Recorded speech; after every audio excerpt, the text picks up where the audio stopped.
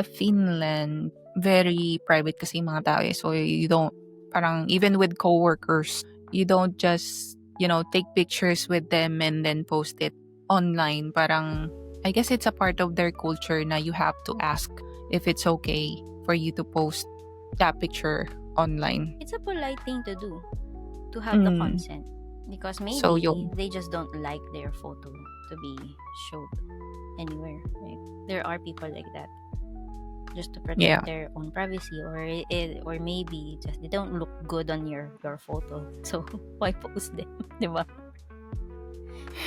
Yung ano pala yun. Kasi most likely you took the selfie, ikaw lang yung maganda doon eh. Pero yung Yeah. mga sinama mo Mga sa kasama mo photo, hindi pala, no? they probably don't like the way they look on your photo. That happens to me a lot of times. Ay, ganun? I don't like my photo taken by other people just because it doesn't look good on the angle. Pero nasasama ako anyway. Oh, Those type of ganun pictures talaga. I don't want shown on social media. Sino ba naman may gusto, diba?